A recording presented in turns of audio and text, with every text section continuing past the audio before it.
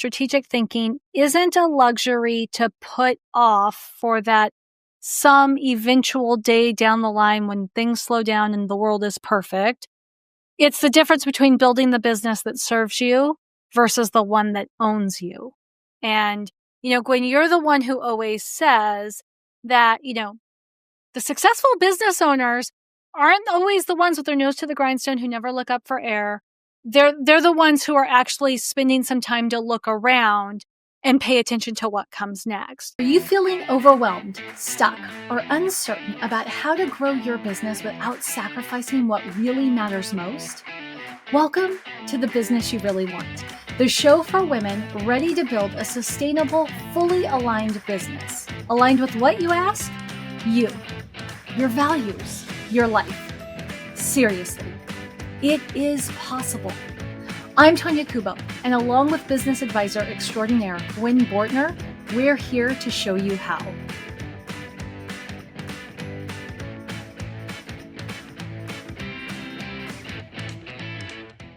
If you're so busy you barely have time to think, today's episode is for you.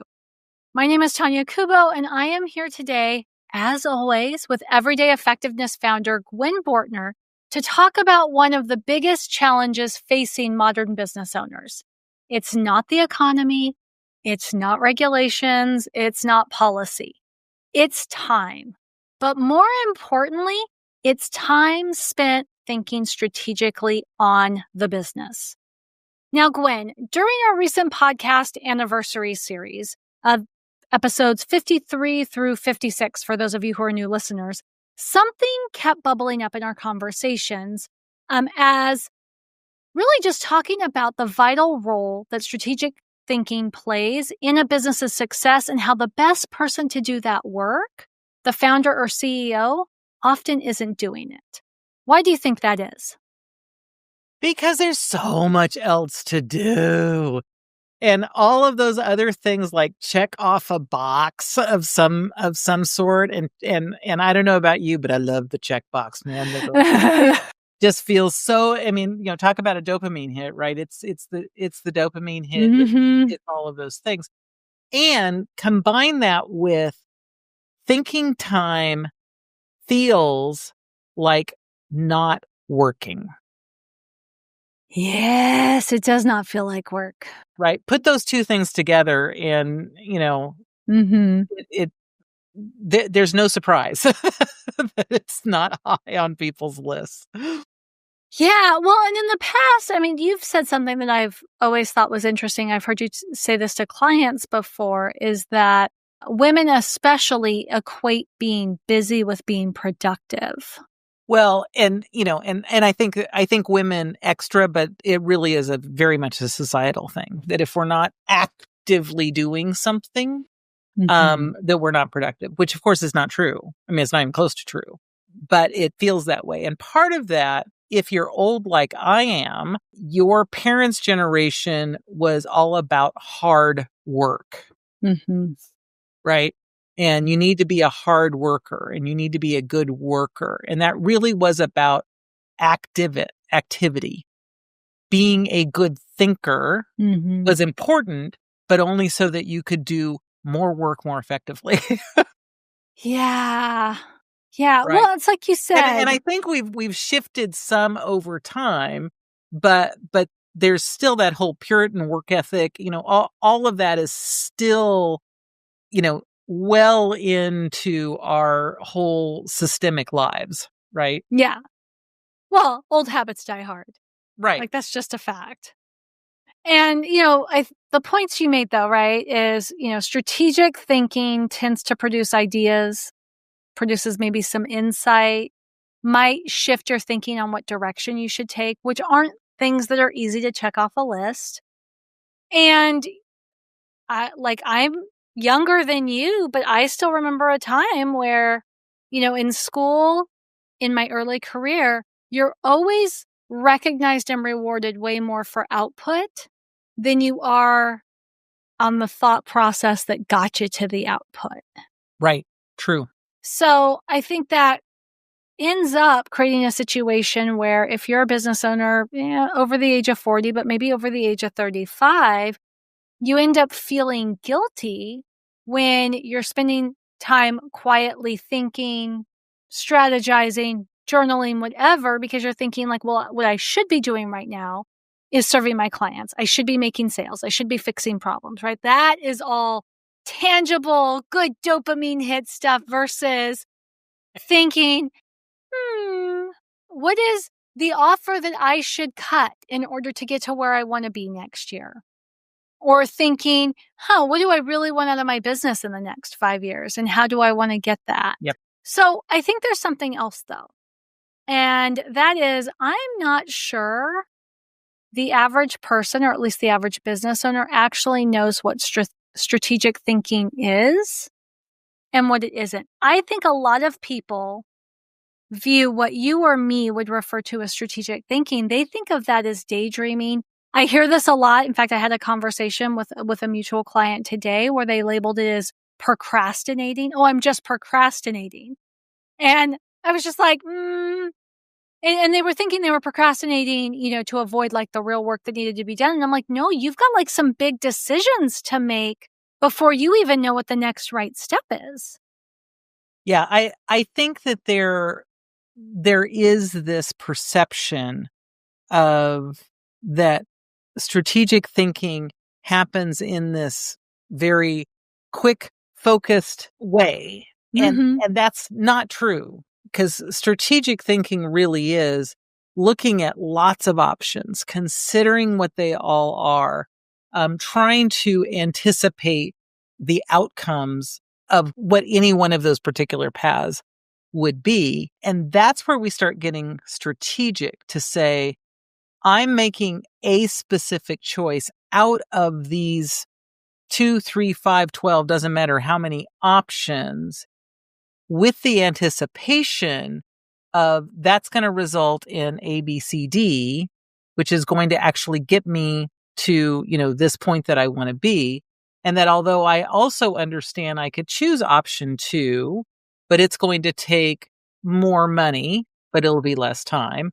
And option 3, which would take more time, but less money. And, it's really thinking through that bigger picture of what am I sacrificing and what am I gaining based on any particular choice. And that isn't done as a quick activity.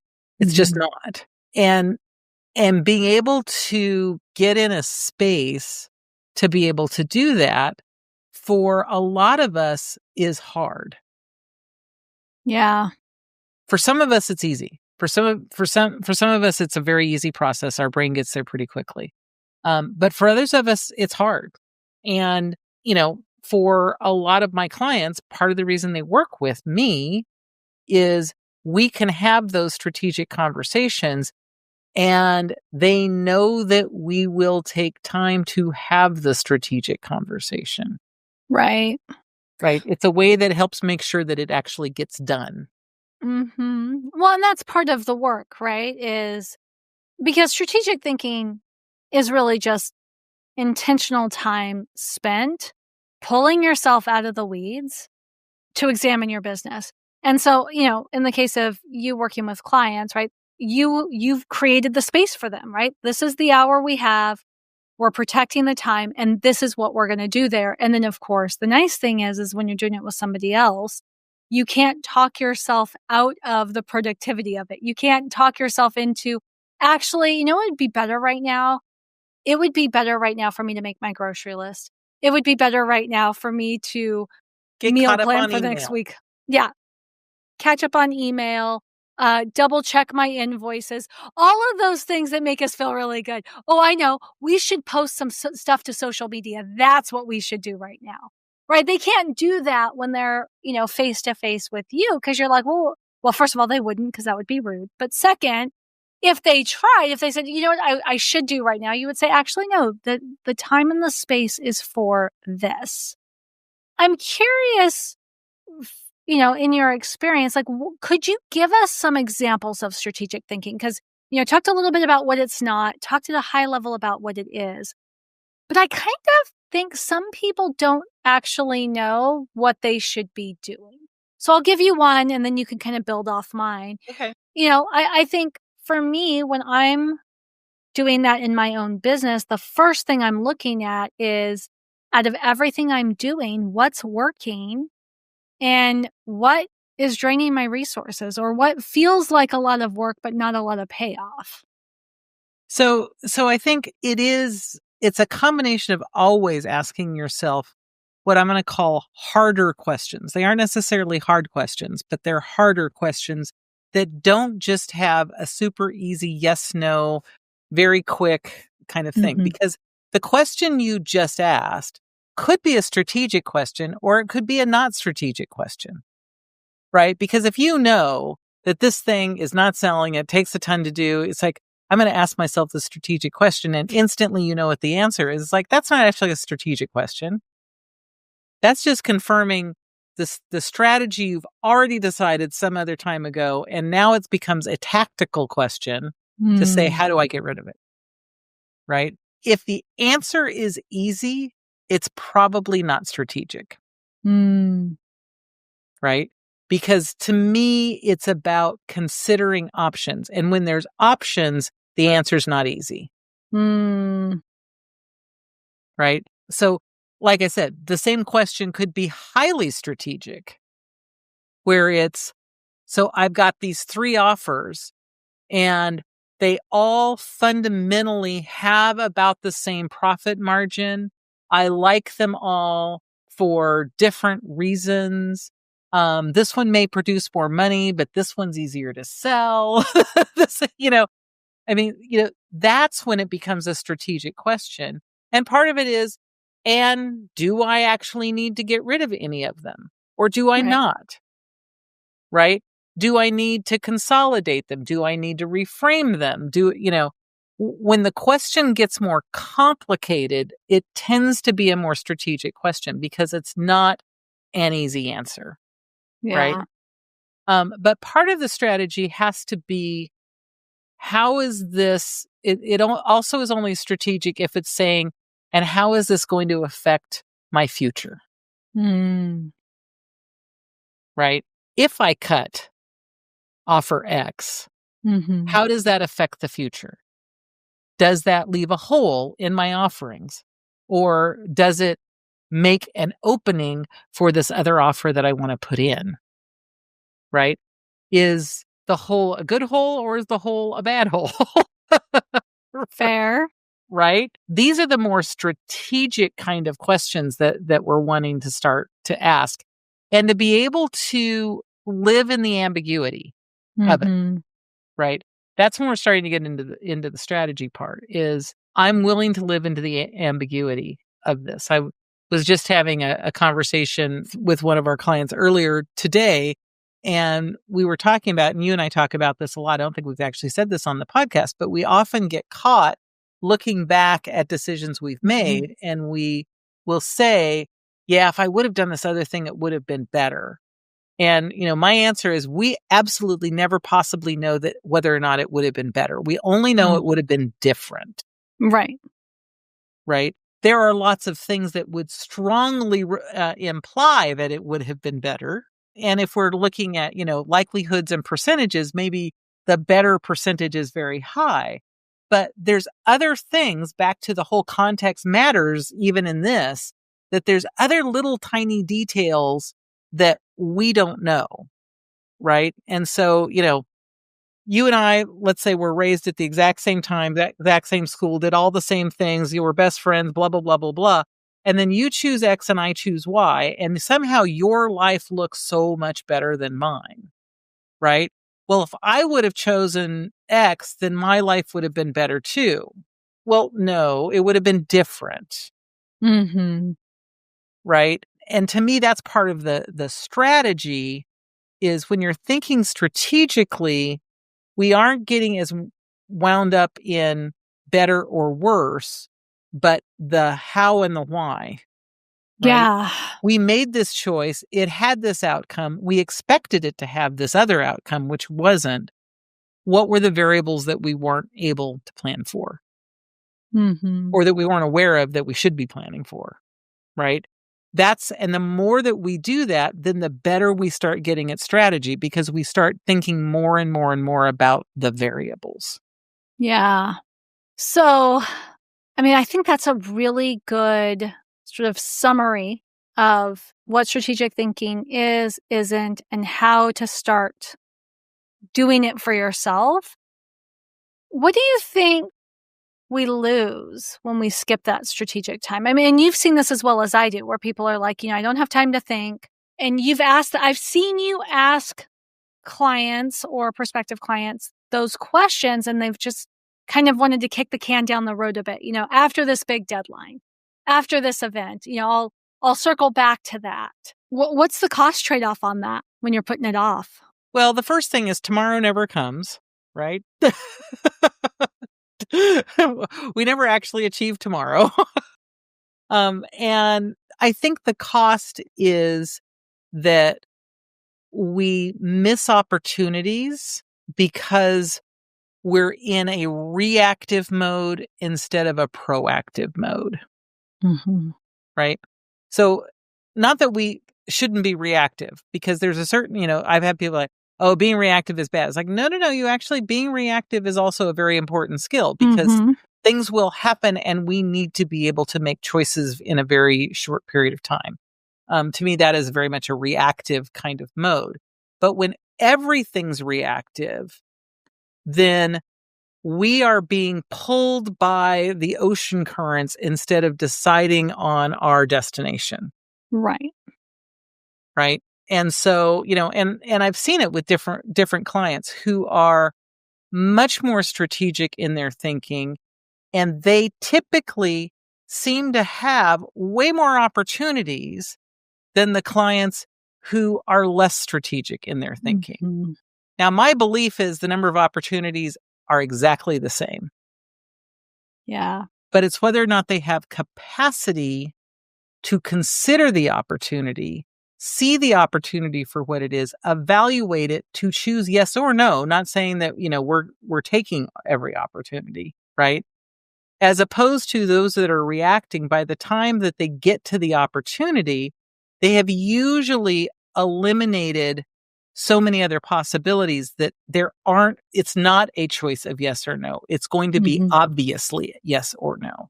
Yeah. Well, and in the way to doing that, right? A lot of times you're, investing time and money in things that aren't working. Because like you said, I think it's actually quite easy to be reactive, and it's hard to be proactive, right? It just feels like that's just a different part of your brain. And I think some people are wired naturally to be proactive thinkers. But a lot of times when you're in business, and especially if you're coming up from doing everything yourself to then, as you start to grow and expand, I think what we forget is that it's really hard to continue growing if you're not planning for what's next. So this isn't a great example, but this happened yesterday. I was meeting with one of my long-term contacts that I've had, someone who I think can actually be a good resource for a lot of our clients. And as we were talking, it came to me, this project that I've internally been working on. It's not anything that you or Sophia have been aware of, and there's no reason for it because a lot of it will take my brain. I realized she could probably help me with that. And so it was like, oh, I could strategically invest relatively few dollars to let her do the back end piece of this that I'm more than capable of doing, right? I know that I can, but back to, is that really the best use of my time right now? There's an element only I can do because there's a piece that I'm evaluating and it's based on my experience. So I'm not going to be able to, I can't hand it off to you. I can't hand it off to Sophia, and I can't hand it off to her. Yeah, right. We cannot evaluate for you. No, exactly. But can we get it into a position that becomes even easier for me so that that's the only part I'm doing, right?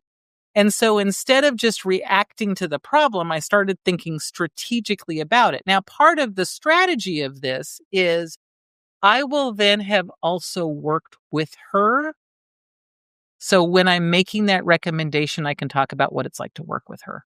Mm-hmm. Right? So it wasn't just a reaction of, oh, I've got this problem here. You can help me with it. Right. Right? It's a strategic move for me to do this because it's not such a huge investment that if it goes terribly, terribly wrong, that I'm going to be like, oh my God, I can't believe I spent this much money on this. Right? So it's strategic there. I've evaluated how much am I willing to lose if it goes completely wrong? What is the upside if it doesn't go completely wrong? And what is the longer term benefit of knowing what that working relationship is like with this person? Right?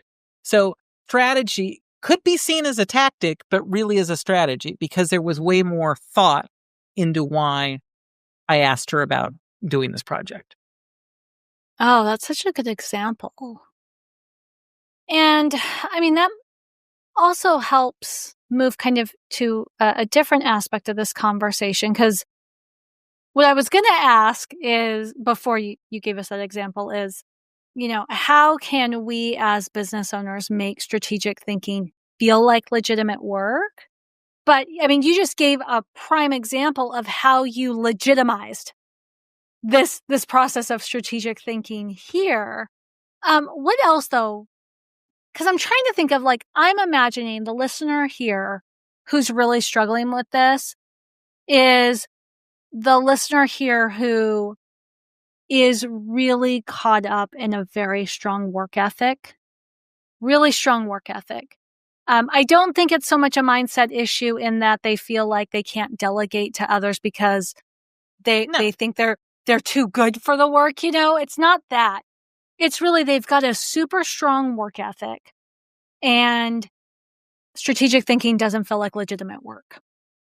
So, and I think it also depends on, are you task-based or are you big vision-based?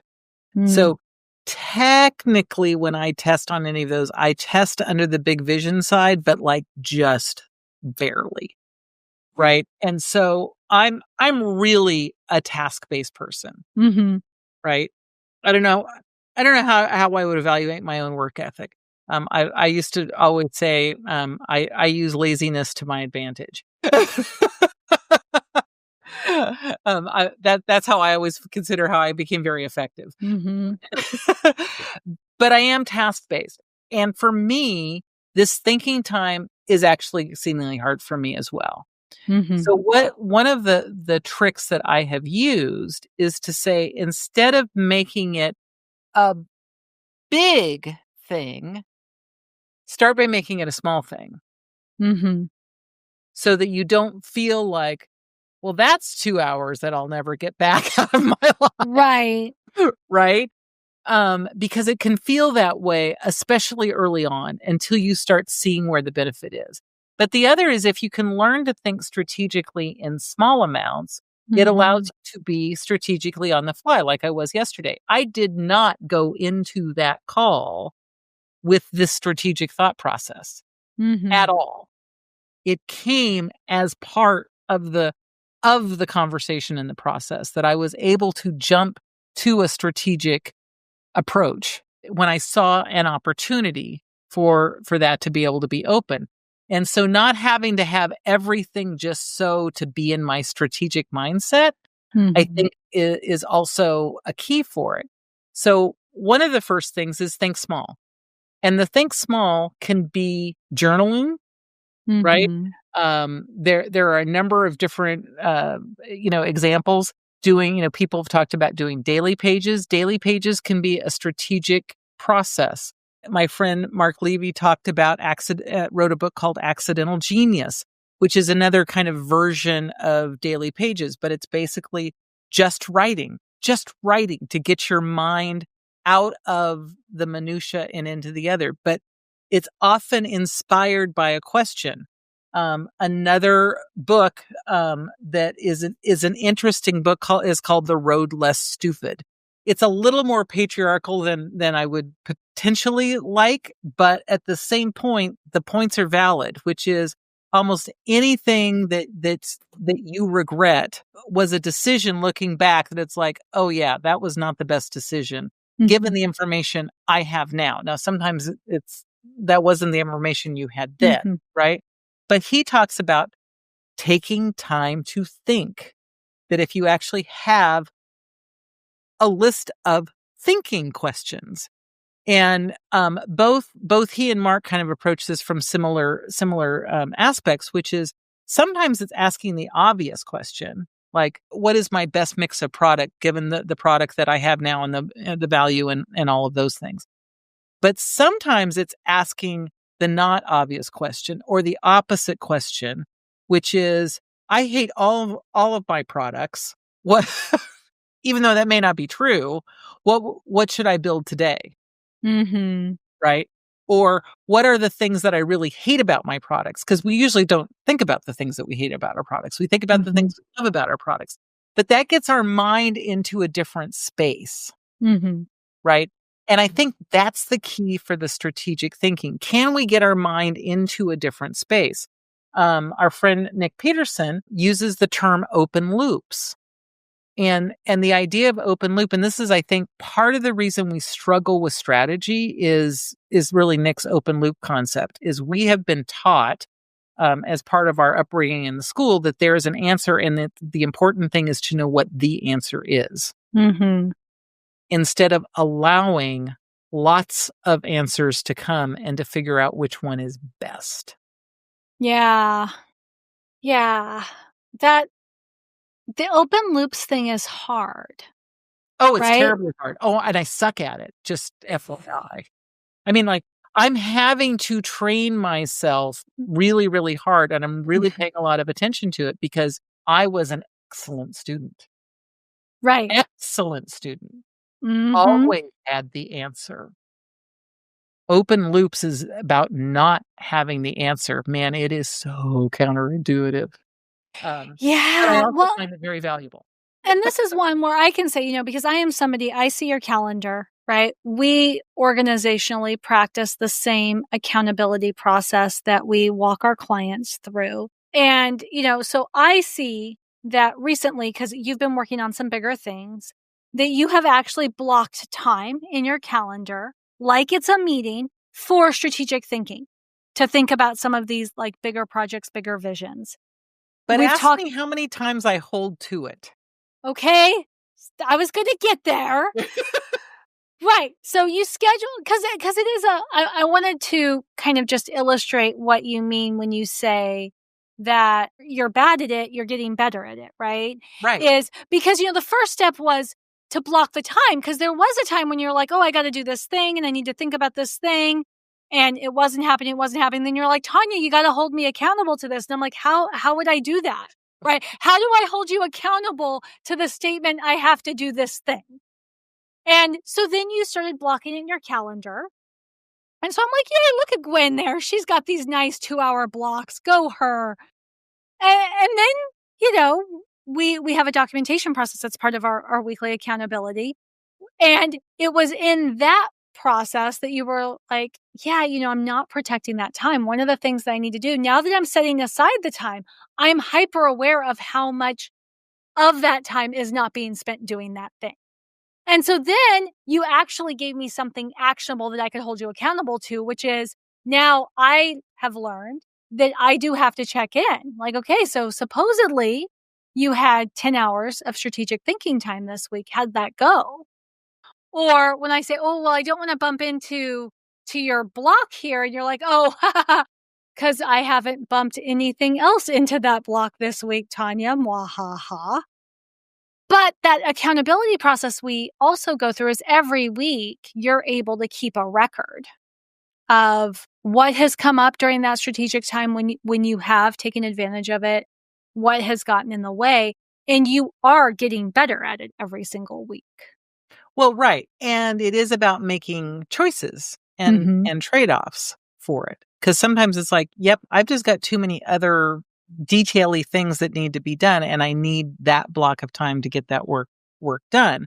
But it is me being aware and saying, I am making a choice about what I'm doing with it. right? Mm-hmm. And deciding how I'm using that time. Now, I would not recommend 10 hours of strategic thinking time for Right. most entrepreneurs, anyone that's probably listening to this. Mm-hmm. That's a lot of thinking time. So part of my strategic time is also doing the strategic activities associated Mm-hmm. with that process, right? But one of the things that I really am trying to do is isolate at least an hour once a week to just thinking. Mm-hmm. So not doing the work that's associated with the strategic activities that we're trying to do for the business, but just think. And some weeks I do better than others. Mm-hmm. It's just the reality of it. But it is a practice. And I think that's the important piece to get here Mm-hmm. is a few years ago, the idea of thinking for an hour would have just been impossible for me to even imagine. I'd get the heebie-jeebies just thinking about it, right? Yeah. But over time, I have been working on doing thinking time in smaller bits, which has allowed me to get thinking time into bigger bits, which allows me to get to that place. But I've been approaching it like a practice. I am doing intentional practice to get better at it. Mm-hmm. Right? Knowing that when I first started, most of the things that I would think about were very tactical things. Yeah. And then I would have tactical things that are like, oh, and that's kind of an interesting strategic thought, and you build it over time. And then very quickly you're like, no, that's tactical. That's tactical. Mm-hmm. Right. This is strategic. Yeah. Well, and I think that there is, what you're really talking about is the more you do it, the better you get. And there is a compound effect to it, right? Like the more you do it, the better you get, which means you get better at making decisions in general, like across the board. And I have noticed you may be trying to focus on strategic thinking in your professional life, but it actually even helps you make better decisions faster in your personal life. Because it is a skill. Right, because it's a skill, and that clarity just lets you make choices faster and more confidently than you did before, and again, across the board. It's also a way for you to increase efficiency, but I'm gonna use two E words here, efficiency in an effective way, right? Because faster isn't always better, but actually figuring out what is a waste of time and what's actually worth the time. I think the more time you spend strategically thinking, that happens. Something that I've seen you do firsthand is it helps you get better at anticipating problems before they arise or before they get too big. I mean, that's something we've talked about a lot. Like, this isn't a problem today, but if this keeps going like it is, this will be a problem 3 months from now. And ultimately all of that adds up to what you said just a moment ago is it creates the space for opportunities so that you're not constantly managing problems. You are seeing the opportunities, you're recognizing them, and you're able to make the decisions to act on them. So I want to tie this up in a bow as we're about out of time, Gwen, and I want you to give us some homework here because we've already established this does not come easy to most of us. Right. It is something that we have to practice. So for the person listening who's like, yeah, that all sounds fine and good, but where do I begin? What do you suggest? So I definitely encourage you to come up with your own list of thinking questions, right? And I will tell you, I actually have a page that I keep in my planner. So if you see me looking over here, I'm actually looking at my planner. Now, these are not going to necessarily be good generic questions, but one of the things I do with my planner is from time to time, I'm in another environment. It could be a networking environment or whatever. And someone asks the questions like, oh, that would be a really good thinking question. So I write it down for later to say, ooh, that's a really good thinking question. I should take that and use that, right?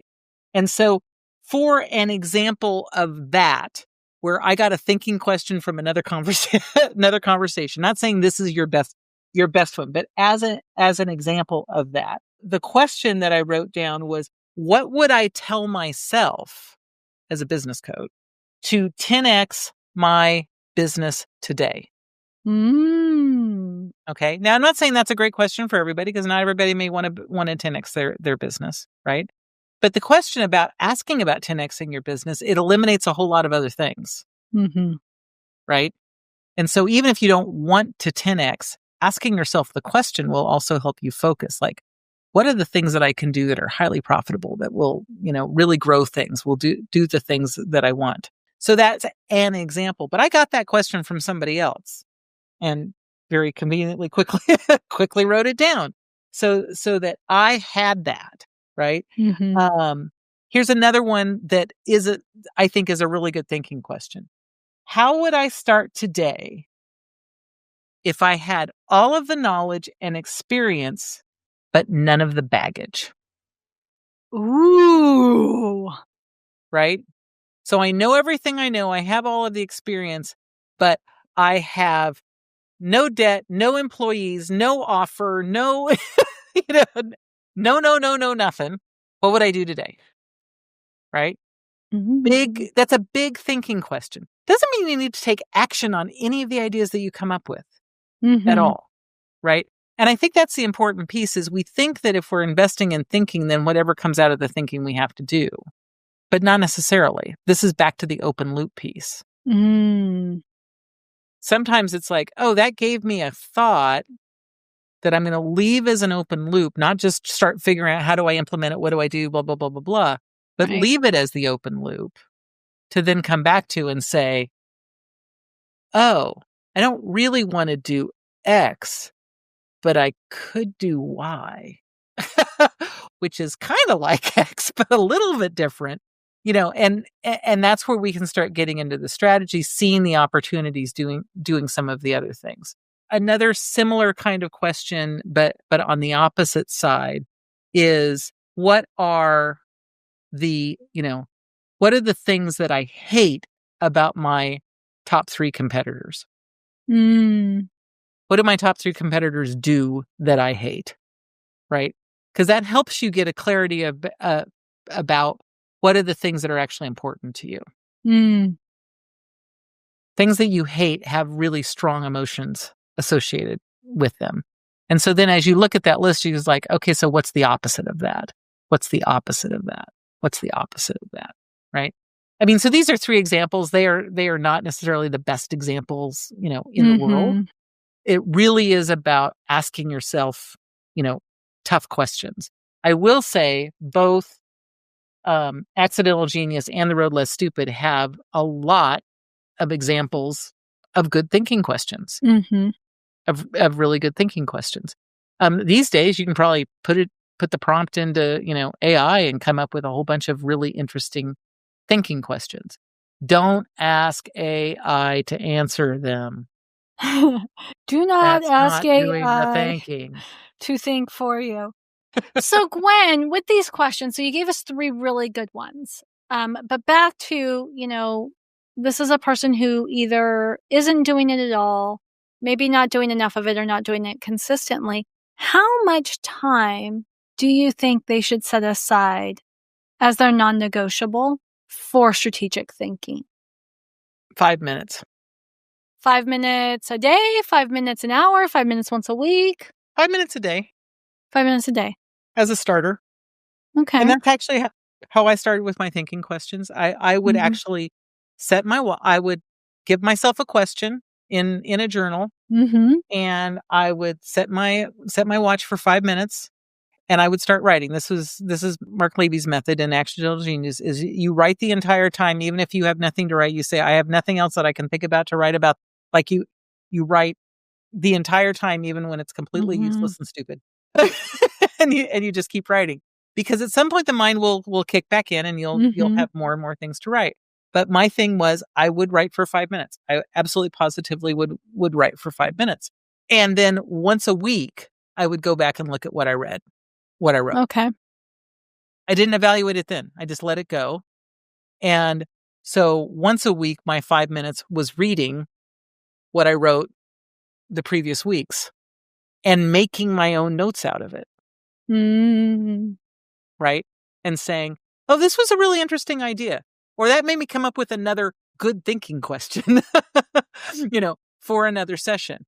But that allowed me to realize that the thinking time was valuable. Mm. Right? It got me trained. It was a small enough piece that I was willing to sacrifice it.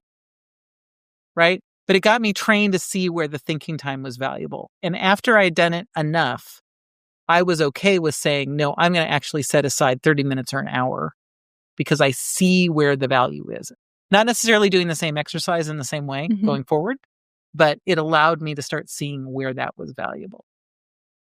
That is an excellent tip. So 5 minutes a day and every day at the end of the week, go back through everything, really pull out what is meaningful, important, maybe add some more thinking questions to the list to then give yourself evidence that this is a legitimate exercise. This is doing something for you. And then rinse and repeat week after week. Yeah. And you're going to need to do it for a number of weeks because it's hard to get our mind to shift. Mm-hmm. 1 week when you look at the previous 4 days, you'll be like, well, this was just stupid. There is nothing of value here. That'll happen from time to time.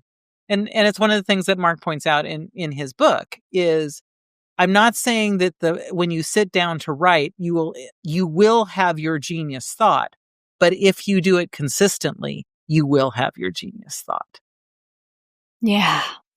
All right. Well, we are out of time, and that is a perfect place to leave it because it just proves the point that strategic thinking isn't a luxury to put off for that some eventual day down the line when things slow down and the world is perfect. It's the difference between building the business that serves you versus the one that owns you. And, Gwen, you're the one who always says that, the successful business owners aren't always the ones with their nose to the grindstone who never look up for air. They're the ones who are actually spending some time to look around and pay attention to what comes next. And so what I would say is if you're listening today and you're feeling stuck in that day-to-day grind, because you wouldn't be the only one, not the first, you're not going to be the last, and you can't seem to find time to think about where your business is headed, you actually don't have to do this alone. Gwen walked us through a great exercise for self-reflection, for figuring this out. But Gwen is actually a great thought partner. She's a great thought partner for me and for a lot of people because she's really good at helping you to step back and see the bigger picture so that you can work smarter instead of harder.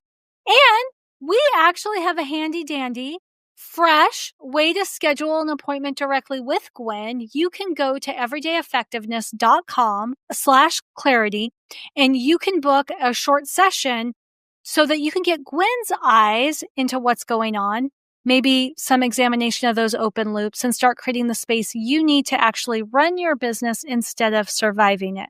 Because we are actually here to develop the business you really want, not the business that makes you miserable.